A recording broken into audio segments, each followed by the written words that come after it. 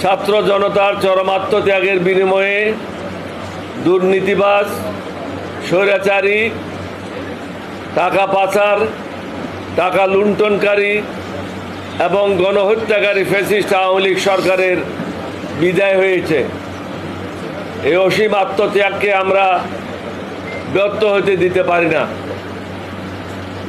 আমরা এলডিপির পক্ষ থেকে গত 8/8/24, 17/8/24 তারিখে 2 দফায় সংবাদ সম্মেলন এবং বিগত 31/8/24 তারিখে প্রধান উপদেষ্টা মহোদয়ের সাথে বৈঠকে মোট 83টি প্রস্তাবনা উপস্থাপন করি, যা আমাদের ব্যক্তিগত স্বার্থ উদ্ধারের জন্য নয়, বরং দেশের সার্বিক মঙ্গলের জন্য।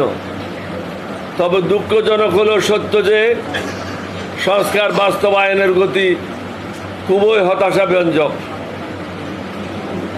অভ্যুত্থান পরবর্তী দেশের সমস্ত কর্মকাণ্ডগুলি স্বচ্ছতা এবং সততার সাথে দ্রুত গতিতে বাস্তবায়ন না হলে সমস্যা আরও বৃদ্ধি পাবে। অনেকগুলি নিয়োগ নিয়ে ইতিমধ্যে বিতর্কের সৃষ্টি হয়েছে। আবেগ ও হুজুকের মাথায় লোক দেখানো কাজ করলে হবে না।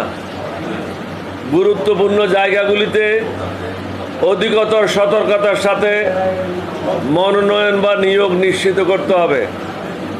এছাড়াও উপদেষ্টা এবং নতুন নিয়োগপ্রাপ্ত ব্যক্তিদের অতীত ইতিহাস জানা না থাকলে বা রাজনৈতিক প্রজ্ঞার অভাব থাকলে দেশ ক্ষতিগ্রস্ত হবে।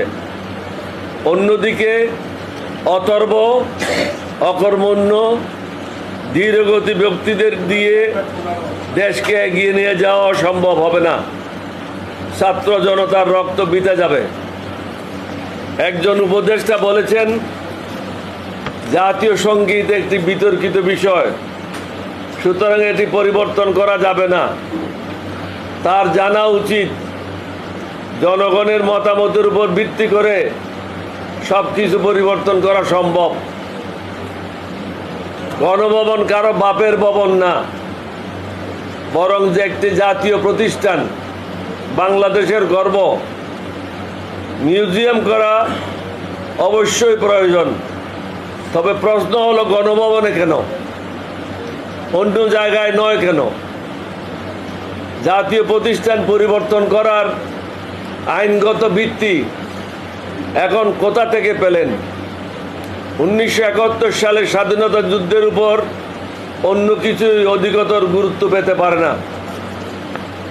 আন্দোলনকারী আমাদের ছেলে মেয়েদের বা জনতার সরলতাকে পুঁজি করে কোনো অন্যায় পদক্ষেপ নেওয়া ঠিক হবে না।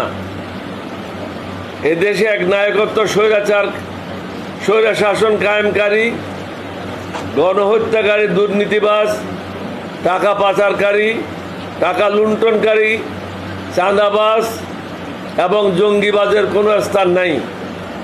এদেশ এখন কারো বাপের সম্পত্তি না। যত দ্রুত সম্ভব আইন শৃঙ্খলার উন্নতি সাধন করতে হবে। আমরা জানি বর্তমান প্রেক্ষাপটে এটা খুবই কঠিন কাজ, তবে পুলিশ প্রশাসনকে দ্রুত কার্যকর করতে হবে। তা না হলে গণহত্যাকারীরা মাথাচাড়া দিয়ে উঠতে পারে।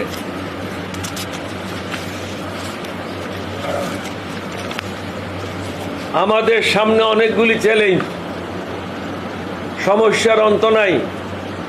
এই চ্যালেঞ্জগুলি দৃঢ়তার সাথে মোকাবেলা করে জনগণকে স্বস্তি দিতে হবে। তা না হলে আমাদেরকে আরো কঠিন মূল্য দিতে হতে পারে। নিত্যপণ্যের মূল্য সাধারণ মানুষের ক্রয় ক্ষমতার মধ্যে নিয়ে আসতে হবে। অসংখ্য আহত ছাত্র জনতা হাসপাতালের বেডে কাতরাচ্ছে। এরই মধ্যে বন্যায় কয়েকটি জেলা ব্যাপকভাবে ক্ষতিগ্রস্ত হয়েছে। এছাড়াও বারবার মাটির দেশ হিসেবে আমরা উজনের দেশের বৈরিতার শিকার হচ্ছি। শেখ হাসিনার এজেন্ডা বাস্তবায়নকারী ও লোটা বহনকারী অনেক ব্যক্তি এখনো প্রশাসনে গাপটি মেরে বসে আছে। তাদের ব্যাপারে জরুরি ভিত্তিতে সিদ্ধান্ত নিতে হবে। 1 মাস অতিক্রম হয়েছে, এখনো পর্যন্ত এই সরকারের নড়াচড়া নাই।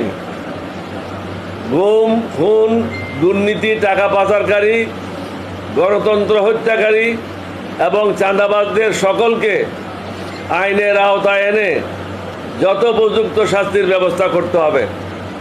চাঁদা ব্যাপক হারে সমগ্র বাংলাদেশে বিস্তার লাভ করেছে। সরকার নীরব দর্শকের ভূমিকা পালন করছে।